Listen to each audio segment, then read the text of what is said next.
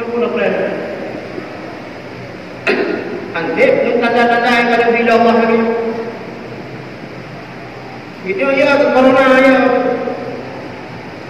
Ada apa ya ada corona? Aku tak ada. Kalau corona, karena itu banjir penyakit supaya yang nyata ya. Kita tidak perlu panik, perlu iman, anak panik katanya. Ada hukum dalam Islam manakala ada satu daerah kena wabah penyakit tak ibunan mereka berkojina dia tak bahkan teman-teman tanah anak tanah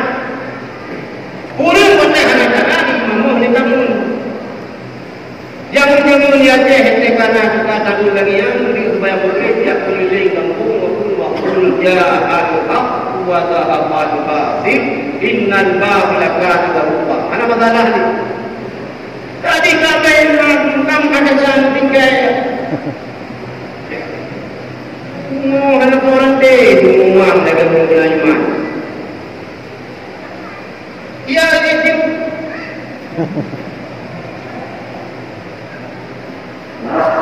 kenapa boleh ada anak iman ini bila anak halaman anak bel-bel kami ini bel-bel kau ada halaman tapi bel-bel mudah-mudah kamu mau kelam karena itu Allah ada virus corona berapa virus mengandung Allah yang beri makhluk Allah ini makhluk Allah tangan Allah jalankan perintah kita cara tentang agama kita lagi yang maka sebelum virus corona yang mewabah wajah taat kita kepada Allah mungkin tak penting hidupi masyarakat Aceh besar guna tangan guna Gunung Madinah nak bukan hujan sebuah rumah membohonai Gunung Madinah jadi anak pada kita ubah di Gunung Sayang dia dulu bulan corona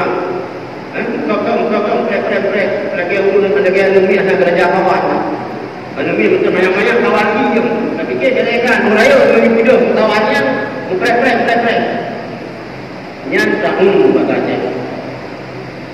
tahun nyan takkan lebih lawat karena bagaimana taat